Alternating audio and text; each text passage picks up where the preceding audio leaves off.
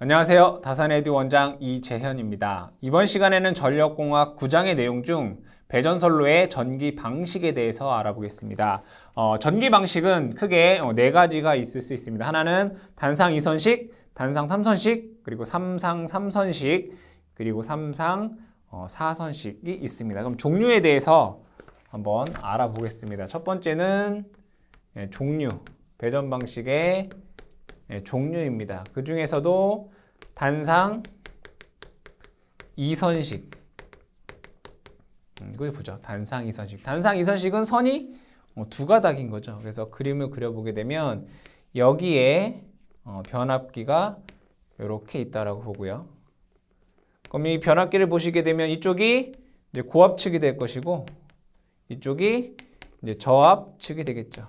이때 선이 지금 몇 가닥인 거예요? 한 가닥, 두 가닥인 거죠. 그러니까 상이 하나이고 선은 두 가닥, 단상 2선식, 부하가 이렇게 연결이 되어 있는 거죠. 이것을 우리는 단상 2선식이다 라고 얘기를 하고, 이 단상 2선식 같은 경우에 여기에 저압측 한 단자에 접지를 하게 됩니다. 그래서 이 접지한 선을 우리는 이쪽을 우리 이제 접지 선이다라고 얘기를 하고, 이쪽은 접지를 안 한 쪽이잖아요. 그죠? 얘를 전압선 이렇게 하겠죠.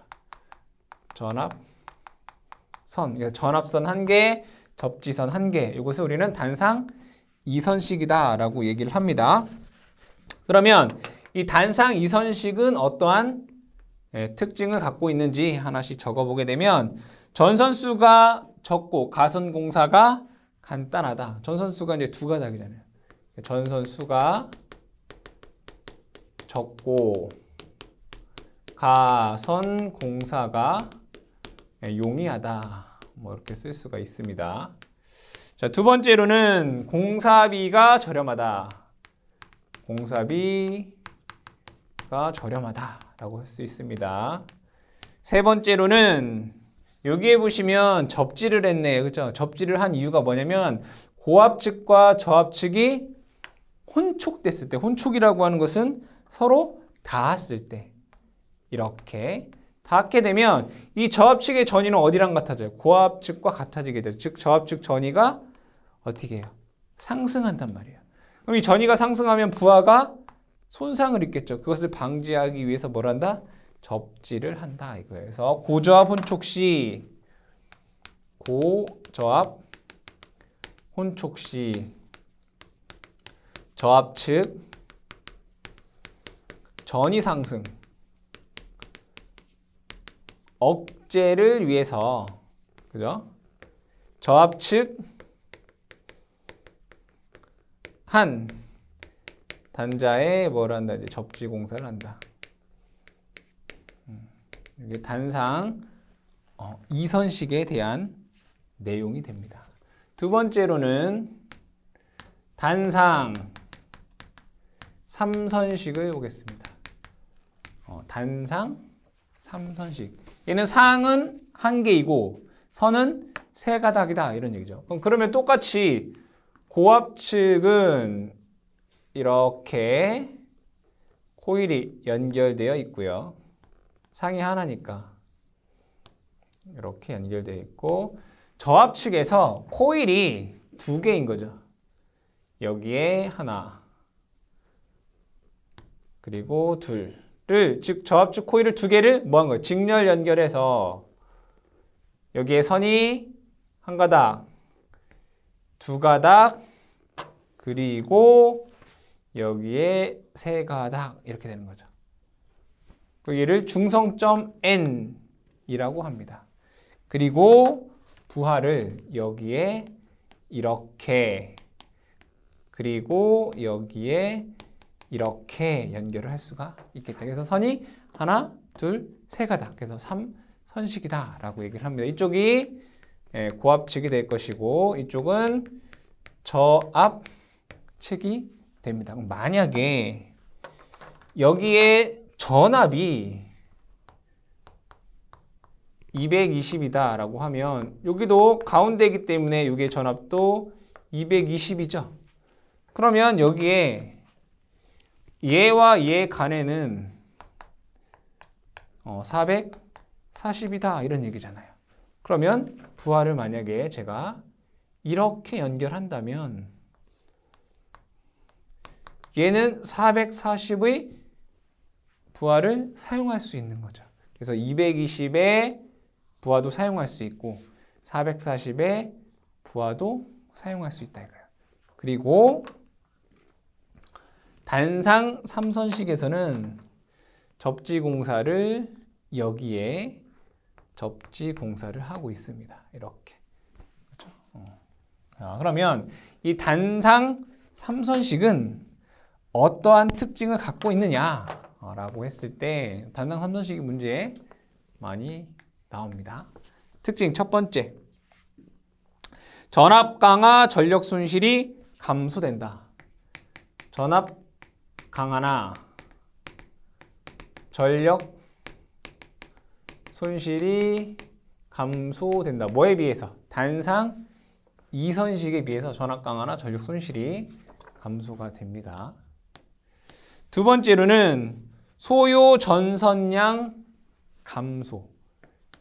전선량 감소가 된다. 단상 2선식에 비해서 얼마냐면 8분의 3배예요. 약 37.5% 정도. 이건 뭐냐면 전압, 그 다음에 전력 손실률이 같을 때예요. 전선량이 어떻게 된다? 감소가 된다. 약 8분의 3배로. 세 번째로는 두 종류의 전압을 얻을 수 있다. 하나는 220, 하나는 440. 두 종류의 전압 사용 가능. 네 번째, 공급 전력이 증가한다. 그러니까 여기서 말하는 공급 전력 증가는 여기 이제 이렇게 써야 돼요. 1선당이에요. 1선당 공급 전력 증가가 된다.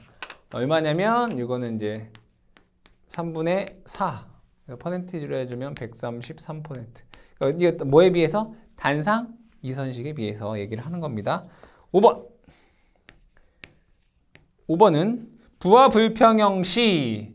그러니까 부하 불평형이라고 하는 건 뭐냐면 얘의 전력량이랑 얘의 사용 전력이랑 다를 때, 즉 얘가 서로 다를 때를 우리는 부하 불평형이다 라고 얘기를 합니다.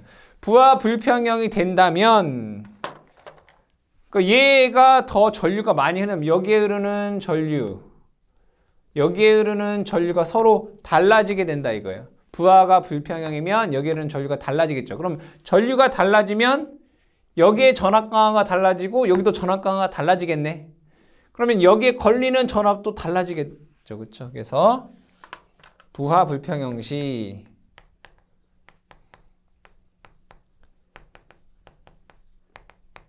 그죠? 또는 여기가 단선이 됐을 때 중성선 단선 시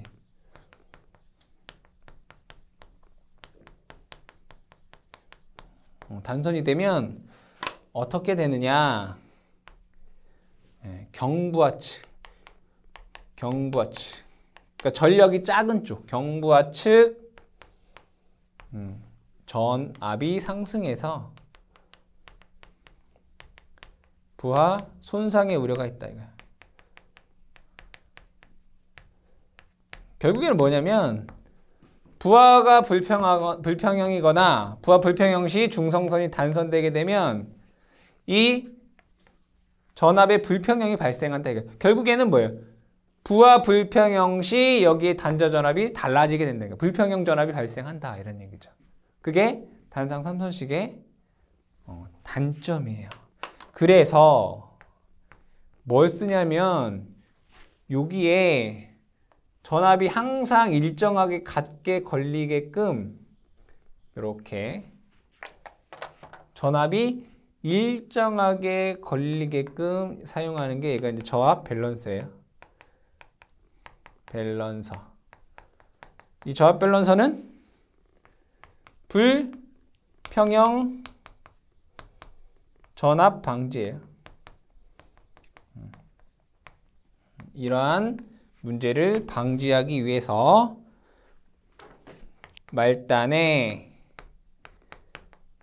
저합선 말단에 저합 밸런서를 뭐한다? 설치한다.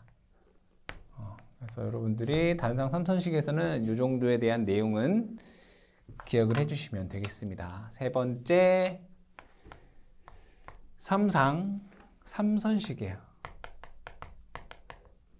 삼상 3선식은 세 가지가 있습니다. 가장 대표적인 것은 델타 결선. 변압기가 이렇게, 당연히 이쪽에 이제 변압기가 있겠죠, 그죠? 이쪽이 이제 고압측, 이쪽이 이제 저압측을 얘기를 하는 거예요. 이쪽도 변압기가 있어요. 그렇죠? 이쪽도 이제 변압기가 있다고 이렇게. 이쪽에도 변압기가 있다. 변압기 1차 측, 변압기 2차 측인데 여기가 변압기 2차 측이 뭐라고요? 델타 결선. 이때 선이 하나, 둘, 셋 이렇게 나와요. 그렇죠? 이게 뭐예요? 가장 삼상 3선식에서 하나, 둘, 셋, 삼상 선이 하나, 둘, 셋. 3선식에서 뭐예요? 가장 많이 사용하죠. 삼상 3선식의 가장 대표적인 방식이 델타 방식이다 라는 거고요. 그 다음에 또 뭐 있어요? 여기에서 하나 없어지면 이거 하나 없어지면 이렇게 되나요? 이렇게 얘는 뭐예요? V결선. 이거 하나 없으면 선이 어쨌든 하나, 둘, 셋 이렇게 될 거 아니에요. 얘도 하나, 둘, 셋이면서 삼상 공급이 가능해요. 얘는 무슨 결선? V결선. 이 V결선은 부하 증설이 필요한 경우, 이 두 대로 사용하다가 한 대 더, 단상변압기 한 대 더 쓰면은 부하 증설이 가능하잖아요. 이게 V결선. 그리고 또 뭐 있어요? 마지막으로 Y결선이 이렇게 있겠죠, 그죠? 얘도 하나, 둘, 셋 이렇게 되잖아요. 삼상 선이 하나, 둘, 셋. 그렇죠? 이게 Y결선. 얘는 거의 사용하지 않는다. 삼상 3선식으로. 이때 접지를 보시게 되면 얘도 마찬가지로 고저압 원촉시 저압 측정의 상승 억제를 위해 접지를 하고요. 여기도 얘를 접지를 하고요. 얘는 중성점에 이렇게 접지를 합니다. 이게 삼상 3선식. 가장 대표적인 것은 델타 결선. 즉 얘는 삼상 3선식이다 라고 하면 그냥 여러분들은 델타 결선이다 라고 생각을 해주시면 됩니다. 네 번째, 삼상 4선식. 이렇게 보죠. 삼상 4선식. 삼상 4선식 같은 경우에는 Y 결선이죠. 얘는 하나, 둘, 셋. 선이 한 가닥, 두 가닥, 그리고 세 가닥 됩니다. 그 다음에 중성선에 있는 선 요거까지 해서 네 가닥인 거죠. 하나, 둘, 셋, 넷. 삼상 4선식이고 접지는 여기에 이렇게 하겠죠. 그래서 이게 이제 삼상 4선식이 되겠다. 종류에는 크게 네 가지. 단상 2선식, 단상 3선식, 삼상 3선식, 삼상 4선식이 있다. 각각에 대한 특징에 대해서 여러분들이 기억을 해주시면 되고, 그러면 이러한 배전 전기 방식에 대한 어떤 비교를 한번 해보겠습니다. 비교를 해보죠. 비교를 하는데 두 번째, 전기 방식의 비교.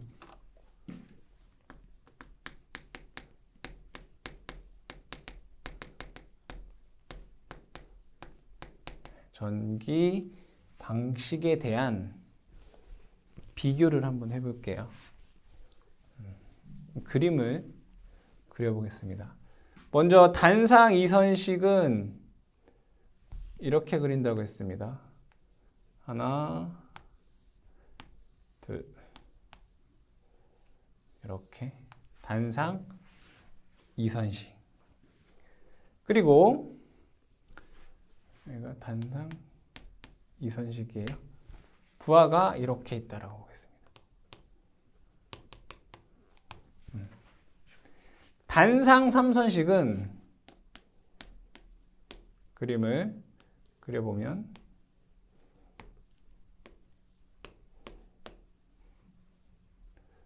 이렇게 그리고 여기에 선이 이렇게 있다라고 했어요. 그럼 부하는 여기에 그리고 여기에 이렇게 있을 수 있어요. 이게 단상 삼선식. 삼선식의 가장 대표적인 거는 우리 델타다라고 했죠. 이렇게 델타를 그려보면 하나, 둘, 셋 이렇게 맞죠? 삼상 사선식의 대표적인 것은 Y객선이라고 했어요.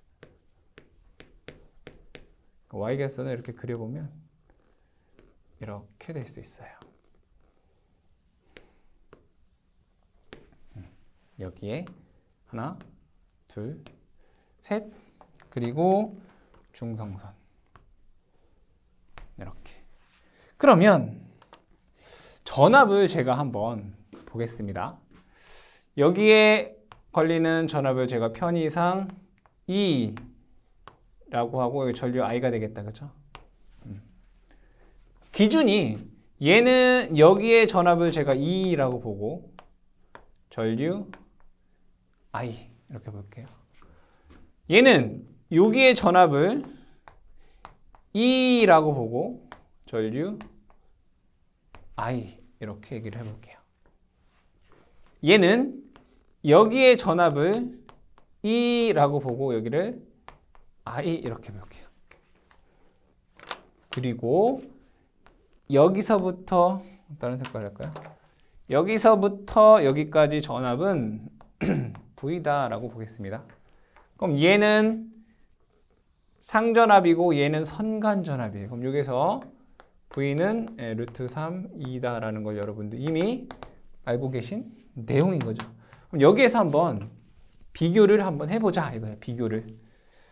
비교를 하나씩 보겠습니다. 전력이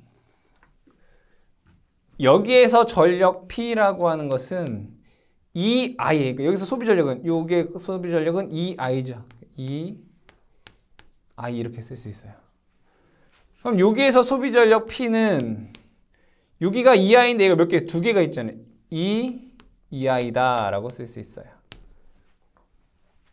그럼 얘는 삼상이니까 P는 루트 3 2I 이렇게 쓸 수 있다고요. 루트 3 2I. 그럼 얘는 P는 3 2 I 이렇게 쓸 수 있잖아요. 상전압이잖아요. 그럼 얘는 P는 루트 3 VI 이렇게도 쓸 수 있어요.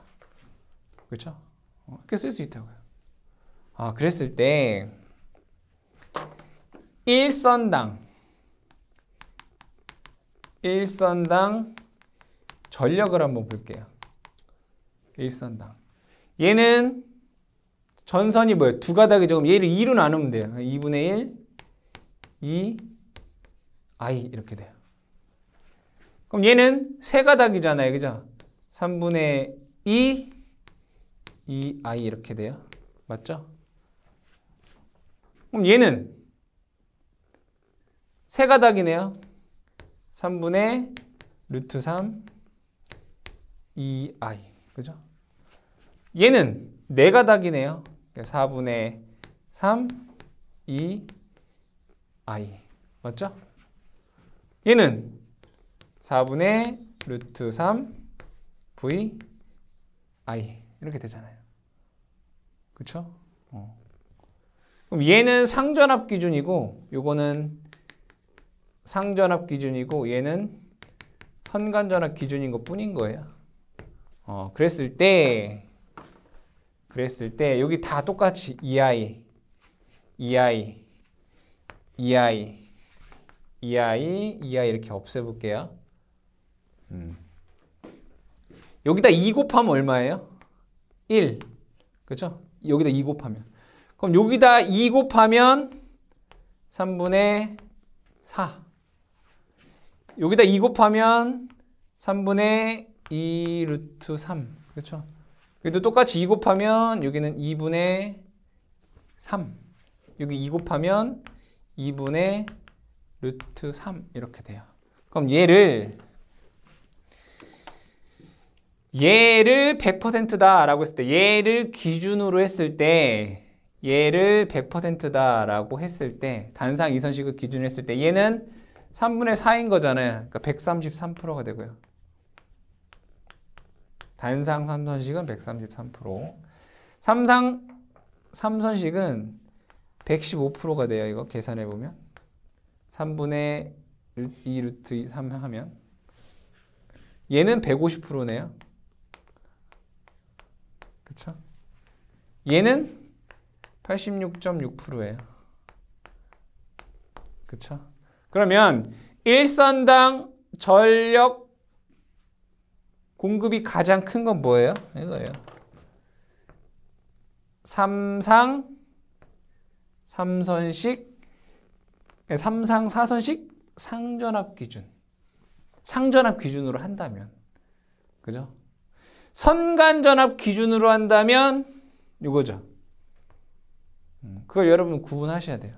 만약에 전압에 대한 기준이 상전압이다 라고 하면 일선당 전력 공급 능력이 가장 좋은 것은 삼상 4선식이고, 전압이 선간전압 기준이다.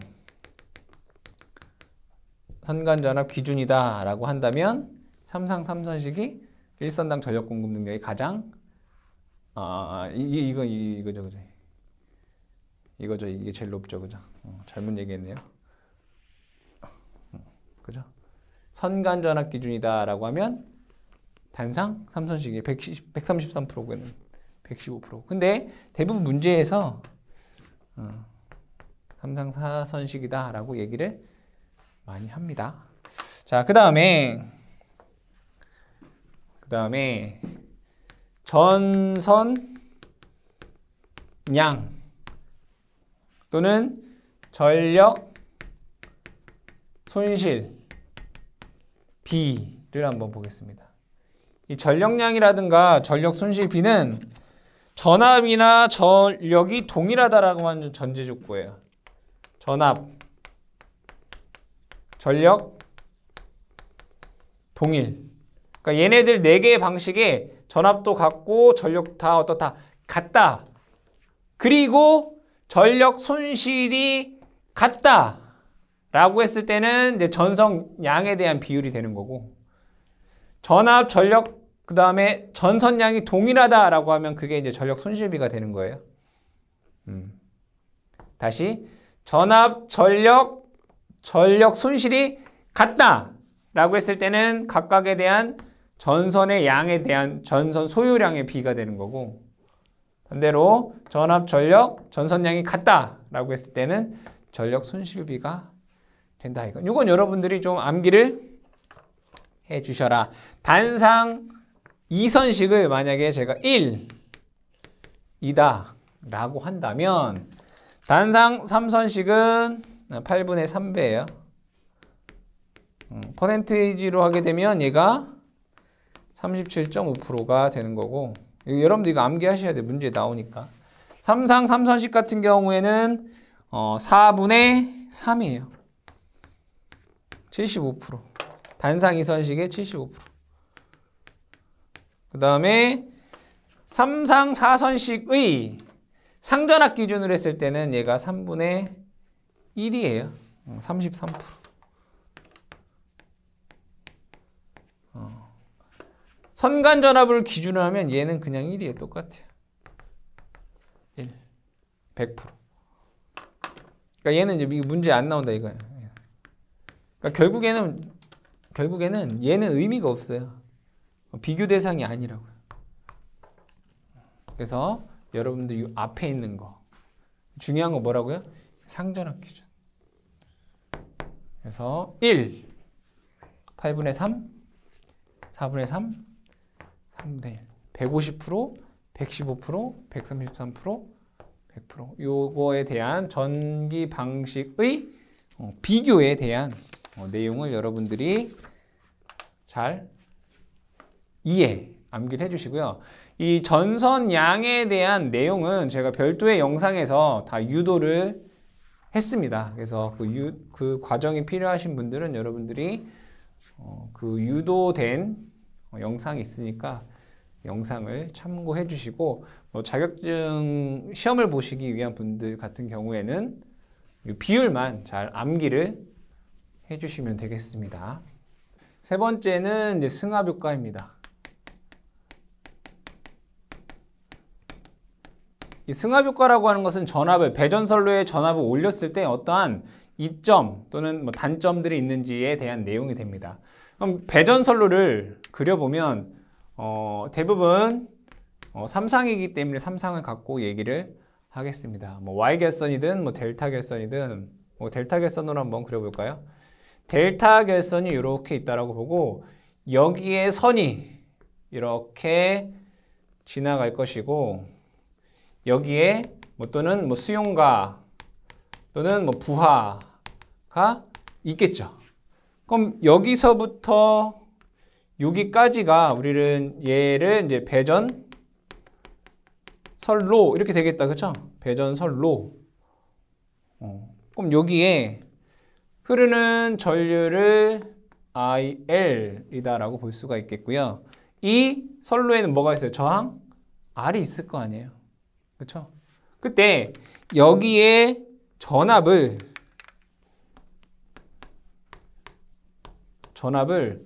올렸을 때, 그죠? 승합하였을 때 어떠한 효과들이 있는지에 대한 내용이다 이거예요.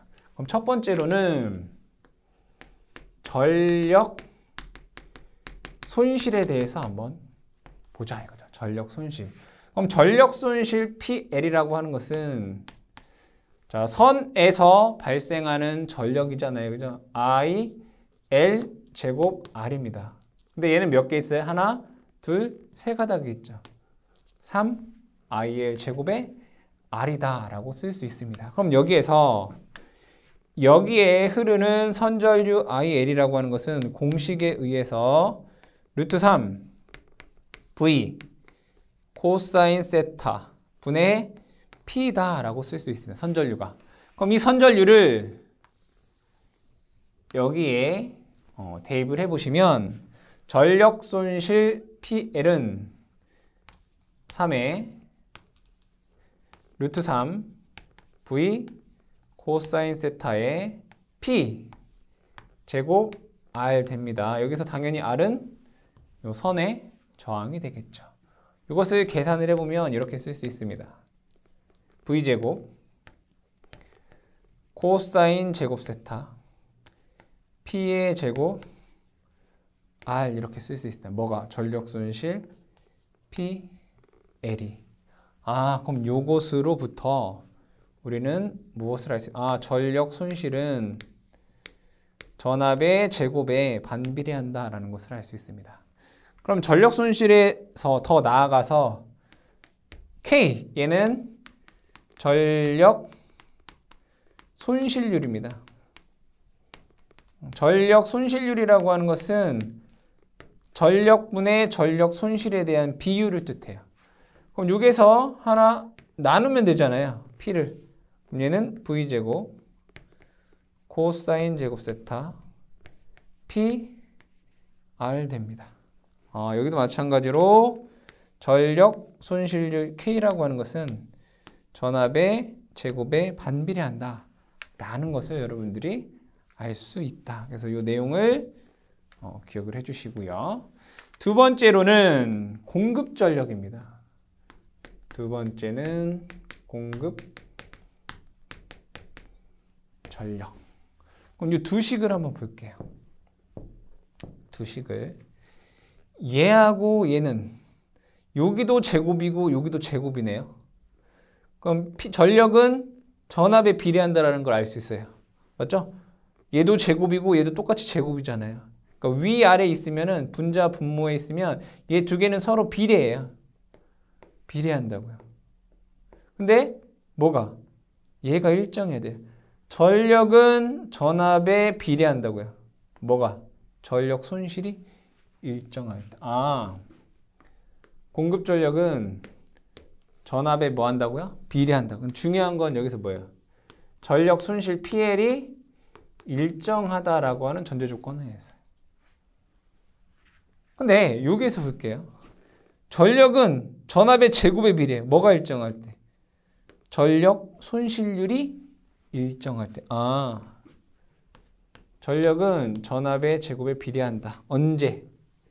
전력 손실률 K가 일정할 때 전력은 전압의 제곱에 비례한다. 일반적으로 이렇게 보고 있죠. 그죠? 전력 손실이 일정할 때 공급 전력은 전압의 제곱에 비례한다. 이걸로 여러분들이 기억을 해주시면 되겠습니다. 세 번째로는 전선의 단면적입니다. 전선의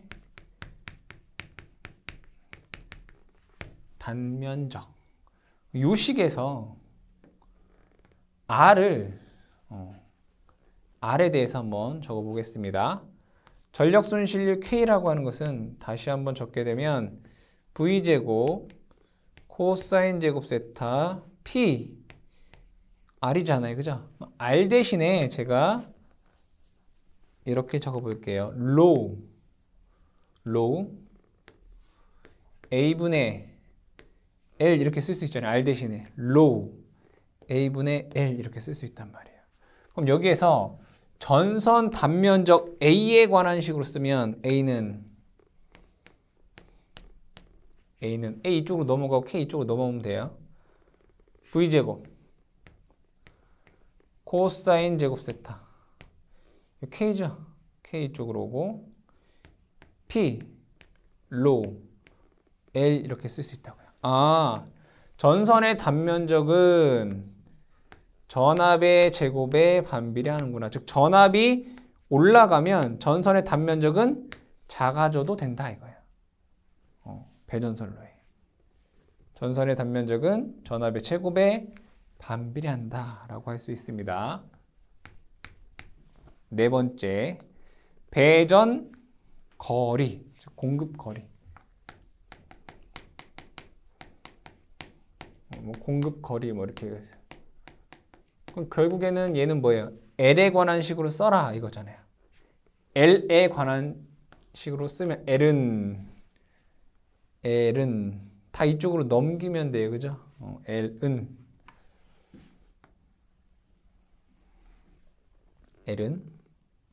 다 넘기면 V제곱 코사인 제곱 세타 K에 P 맞죠?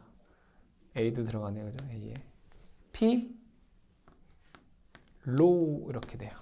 그렇죠? L에 관했으면 P 로우분의 V제곱 코사인 제곱 세타 KA가 되겠다. 그렇죠? 그래서 공급 거리 L은 뭐에 비례해요? 전압의 제곱에 비례한다. 즉 전압을 높이면 동일한 전력 손실률로 갖고 전력을 더 멀리까지 공급할 수 있구나. 이런 얘기가 된다. 그렇죠? 다섯 번째. 전압 강화에 대한 내용입니다. 전압 강화. 그럼 전압 강화는 우리가 기존에 전압 강화 2는 3상에서 이렇게 썼어요. 루트 3 i에 r 코사인 세타 플러스 x 사인 세타 이렇게 썼어요. 그렇죠? 얘는 식을 변형하면 v 분의 p에 r 플러스 x 탄젠트 세타다라고 식을 썼어요. 전압 강화는 전압에 반비례하는구나 라는 것을 또 알 수 있어요. 그럼 한 가지 더 나가서 전압 강화율 입실론이라고 하는 것은 전압분의 전압 강화율. 그래서 얘는 식으로 쓰면 V제곱분의 P에 R 플러스 X 탄젠트 세타예요. 아, 전압 강하율 입실론이라고 하는 것은 전압의 최고배 반비례한다라는 것을 알 수가 있겠다. 그쵸? 그렇잖아요. 그래서 식을 통해서 우리가 이러한 내용들을 알 수가 있겠다. 그러면 승합을 하면 지금 쭉 봤던 걸로 봤을 때 어떠한 효과가 있었죠? 첫 번째로는 전력 손실이 어떻게 돼요? 감소가 돼요. 전력 손실이 감소가 돼요. 두 번째는 공급 전력은 분명히 증가했어요. 그러니까 전압을 높이면 증가했다 이런 얘기예요. 세 번째로는 전선 굵기를 어떻게 할 수 있어요? 작게 할 수 있어요. 그죠? 공급 거리를 더 멀리까지 보낼 수 있어요. 그리고 전압 강화가 줄어들게 돼요. 그렇잖아요. 이러한 장점들이 있다. 그렇죠? 그러면 단점은 뭐가 있을까요? 전압이 높아졌으니까 절연 내력을 어떻게 해야 돼요? 증가시켜야 되겠죠. 그죠? 즉 절연, 선로의 절연 레벨을 어떻게 해요? 증가해야 되겠죠. 그럼 절연 레벨을 증가한다는 얘기는 그 얘기는 바로 뭐예요? 건설비가 증가한다는 얘기죠. 애자라든가 아니면 지지문의 높이가 높아져야 되기 때문에 이러한 건설비가 증가가 되어야 된다. 그럼 이로 인해서 자, 7번째 지금 5번째까지 했죠? 그래서 6번째 보면 건설비를 한번 보겠습니다. 건설비 돈, 전압이 높아지고 여기는 이제 비용이다라고 볼게요. 비용 보겠습니다. 건설비가 전압을 높이면 높일수록 절연 레벨이 증가가 되고 건설비가 증가하니까 애자라든가 지지물에 대한 비용은 증가해요. 이렇게 애자 또는 지지물의 비용은 증가돼요. 대신에 전선 굵기를 작게 해야 되니까 작게 해도 되니까 전선의 비용은 감소하게 돼요. 그죠? 전선에 대한 비용은 적게 된다. 그래서 총 공사비는 한 이 정도가 되겠죠. 그죠?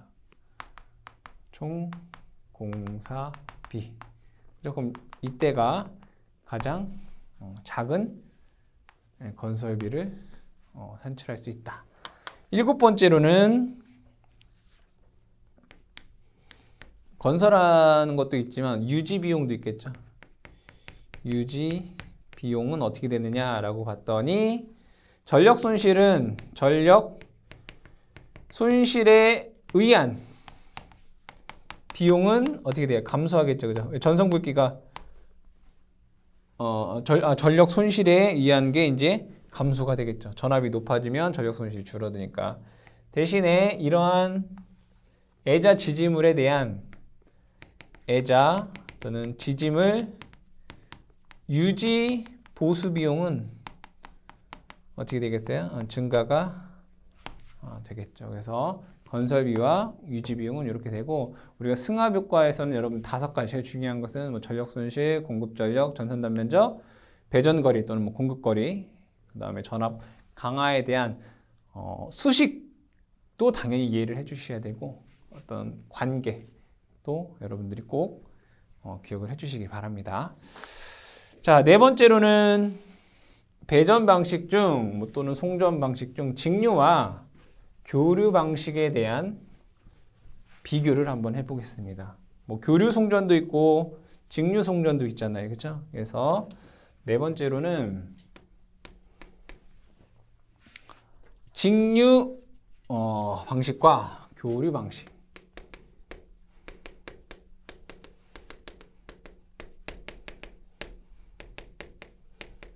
대한 비교를 해보겠습니다. 첫 번째로는 먼저 교류부터 볼게요. 교류 방식의 장점에 대해서 보겠습니다. 직류와 교류를 비교했을 때 교류의 장점은 직류의 단점이고요. 직류의 장점은 교류의 단점이다라고 생각을 하시면 됩니다.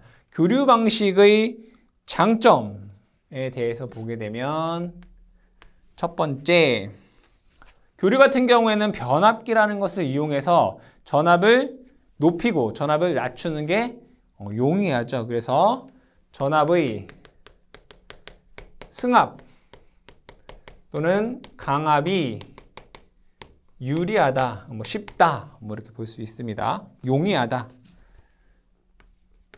두 번째, 교류 방식으로 회전자계를 쉽게 얻을 수 있다. 회전자계를 쉽게 얻는다. 여러분들 왜 회전자계를 쉽게 얻는다라는 게 장점일까요? 우리가 사용하고 있는 전기 기기 중에 50% 이상이 다 전동기입니다. 전동기. 부하가 대부분이 뭐라고요? 전동기라고요. 그럼 전동기는 회전하는 거잖아요. 그러니까 회전력을 가장 쉽게 얻을 수 있는 게 회전자계란 말이에요. 그래서 교류를 송전하게 되면, 교류를 사용하게 되면 이러한 회전자계, 가장 많이 쓰는 회전자계를 쉽게 얻을 수 있다라는 내용이 되겠습니다. 세 번째, 교류 방식으로 일괄된 운용을 기할 수 있다. 교류 방식으로 일괄된 운용 가능. 무슨 얘기인지 해보면 발전소에서 발전하는 것도 교류고요. 현장, 부하에서 사용하는 것도 교류예요. 그러니까 발전도 교류고 사용하는 것도 교류이기 때문에 송전하는 것도 배전하는 것도 교류가 관리하는 게 편하다 이거죠. 교류 방식으로 일괄된 운용이 가능하다. 이게 교류의 장점이 될 것이고 반면에 직류의 단점이 되겠죠. 두 번째로는 직류 방식의 장점에 대해서 보겠습니다. 1번, 절연 계급을 낮출 수 있다. 절연 계급을 뭐 할 수 있다? 낮출 수 있다. 얼마만큼? 네, 루트 2분의 1배만큼. 그잖아요. 교류는 교류 최대값과 즉 교류의 실효값과 직류랑 같은 거잖아요. 즉 교류를 직류로 환산한 게 실효값이잖아요. 그러니까 실효값은 최대값의 루트 2분의 1이잖아요. 그래서 절연 계급을 뭐 할 수 있다? 낮출 수 있다. 뭐를 하면? 직류 방식으로 사용을 하게 되면. 두 번째, 송전 효율이 좋다. 송전 효율이 교류에 비해 송전 효율이 좋다. 왜 좋은가 이거는? 직류에는 뭐가 없죠? 무효분이라는 게 없어요. 다 유효분이란 말이에요. 그러니까 무효가 없으면 전류가 작아지게 되겠죠. 즉 결국에는 뭐예요? 얘는 역률이 1이란 얘기예요. 그러면 전류 I라고 하는 것은 루트 3 V 코사인 세타분의 P인데 동일한 전력에 대해서 직류 방식 같은 경우에는 역률이 항상 1이기 때문에 전류가 작아져요. 그죠? 그럼 전류가 작아진다는 얘기는 선로의 전류가 작아진다는 얘기는 전력 손실이 줄어든다는 얘기죠. 전력 손실이 줄어든다는 얘기는 효율이 좋다라는 얘기가 되겠죠. 그래서 송전 효율이 좋다. 세 번째로는 안정도가 좋다. 안정도가 좋다. 전력을 안정적으로 공급할 수 있다. 이런 얘기가 되겠고. 네 번째, 교류 계통의 차단 용량이 작아도 된다. 교류 계통 차단기 차단 용량이 작아져도 돼요. 차단 용량이 어떻게 된다고요? 작아진다. 그러니까 직류 계통을 쓰게 되면 그에 따른 차단 용량이 작아져도 된다. 자, 그 이유는 간단하게 써보면 직류계통에서는 단락 용량 증대가 되지 않아요. 직류계통에서는 단락 용량이 증가가 되지 않기 때문에 교류계통에서 차단기 차단 용량을 뭐 할 수 있다? 감소할 수 있다. 이런 얘기예요. 다섯 번째로는 주파수가 다른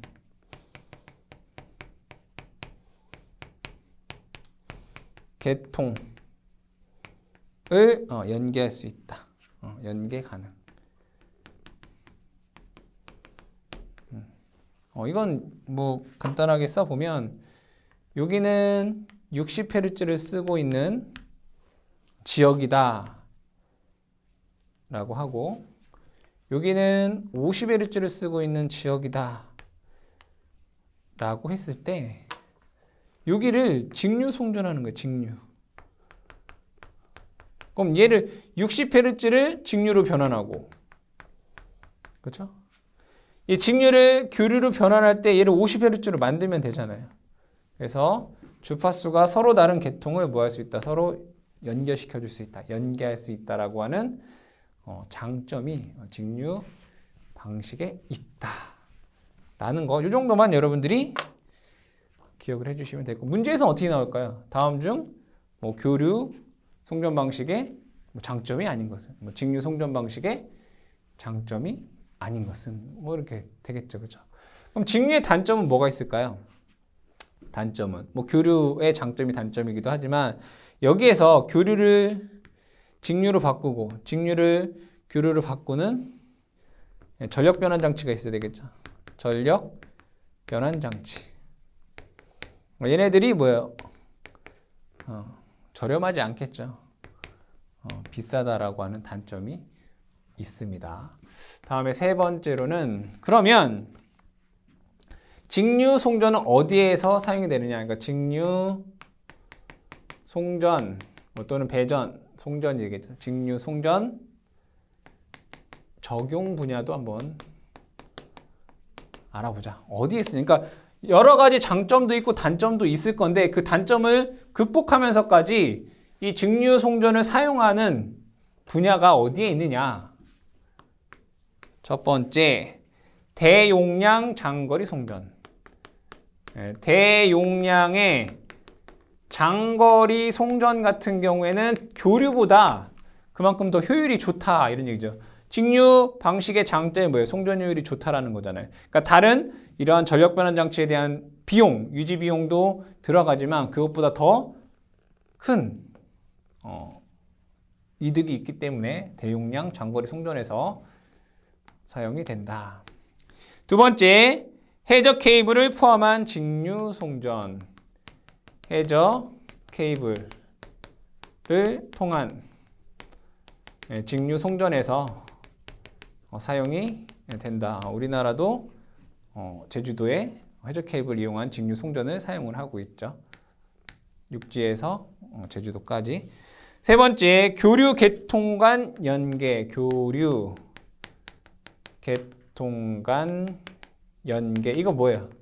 그러니까 서로 다른 주파수가, 즉 주파수가 서로 다른 계통을 서로 연계할 때 사용한다. 네 번째로는 도시 밀집 지역. 도시 밀집 지역에 도시 밀집 지역은 뭐예요? 대용량 전력이 되겠죠. 그래서 도시 밀집 지역의 직류 송전에 사용이 된다. 밀집 지역에서는 대전력이 사용되죠. 그 얘기는 대전력이라고 하는 것은 그러면 사고가 났을 때 단락 용량도 커지잖아요. 그러니까 단락 용량 저감의 목적으로 도시 밀집 지역 직류 송전을 한다라는 거죠. 그래서 해당 내용에 대해서는 이제 문제가 뭐 교류의 장점이 아닌 것은, 뭐 직류의 장점이 아닌 것은 이런 식으로 출제가 자주 되기 때문에 그러한 부분만 여러분들이 잘 기억해 주시면 되겠습니다.